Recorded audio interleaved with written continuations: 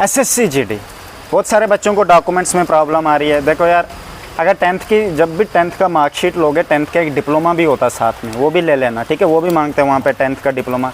और किसी बच्चों को, आधे बच्चे कह रहे हैं कि हमें वहाँ पे आप ऑनलाइन डॉक्यूमेंट एक्सेप्ट नहीं कर रहे हैं, बोल रहे हैं ऑफ़लाइन के लिए। देखो ऑफ़लाइन के लिए क्या करना है, अगर ऑफ़लाइन नहीं मिल रहा है, तहसीलदार मना कर रहा है कि क्योंकि ऑनलाइन ही सिस्टम ज़्यादा भी चल रहा है, और तहसीलदार भी क्या कर सकता है, अगर मना कर रहा है कहीं भी, JNK में काफ़ी बच्चे कह रहे थे कि मना कर रहे हैं, तो आप एफिडेविट बना सकते हो। अभी मैंने बनतलाब में पता कराया, वहाँ पे एफिडेविट भी साथ में एक्सेप्ट कर रहे हैं कि अगर ऑफलाइन डॉक्यूमेंट दे रहे हो, एफिडेविट भी साथ में दे दो, ठीक है।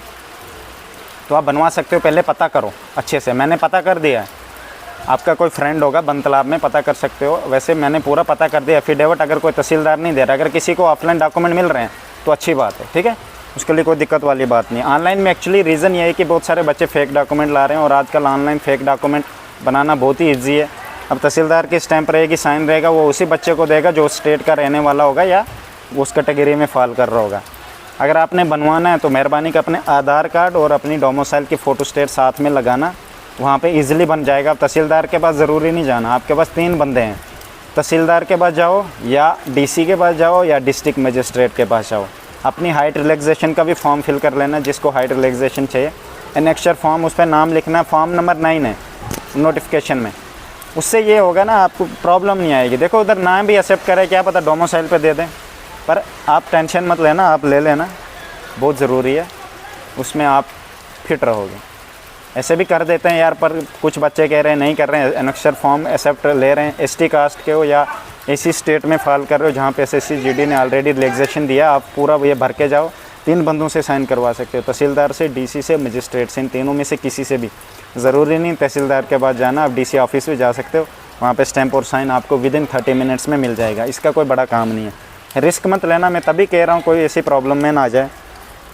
बाकी कुछ बच्चे कह रहे थे हमारे पता नहीं फादर का नेम आधार कार्ड के कुछ है और मार्कशीट पे कुछ है, आधार कार्ड देना है मत, वहाँ पे कुछ और दे देना, बात ही ख़त्म।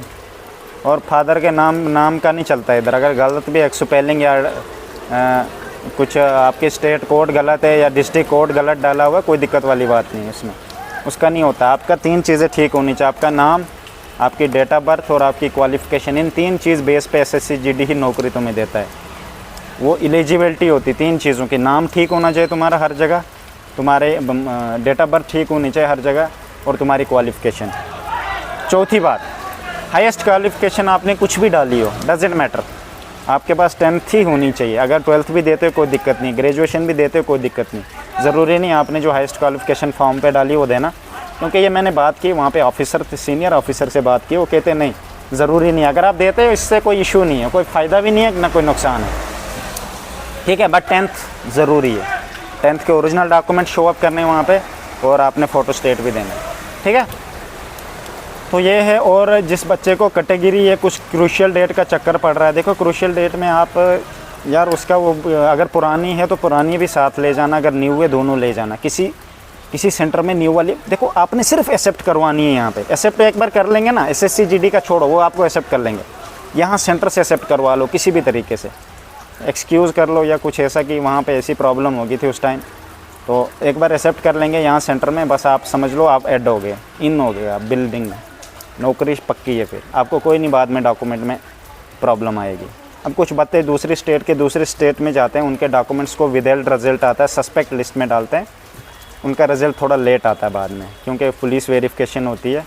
वो जो रिज़ल्ट आता है ना, कभी कभार SSC GD का रिज़ल्ट आया, आधे बच्चों का विदेल्ट बताते हैं कि इनका बाद में आएगा, वो उनका ही होता है जो दूसरी स्टेट में दूसरी जगह गए हैं मेडिकल और फिज़िकल देने, ये उनका होता है। ताकि कुछ बच्चे पकड़े भी गए हैं, जैसे गलत डॉक्यूमेंट बना के आ गए थे दूसरी स्टेट में, उनको बहुत पुलिस वालों ने पकड़ा है। तो मेहरबानी करके आप ऐसी कुछ गलती मत करना, ठीक है। मेहनत करोगे, मेहनत के आगे सब कुछ, कोई दिक्कत वाली बात नहीं। अगर मेहनत नहीं करोगे फट जाएगी हर जगह। बाकी आपकी मर्ज़ी, मुझे विश्वास है आप लोग इस बात को समझेंगे। Best of luck. कोई भी प्रॉब्लम हो नीचे कमेंट वाला सेक्शन ओपन है, हर एक को रिप्लाई मिलेगा। Best of luck.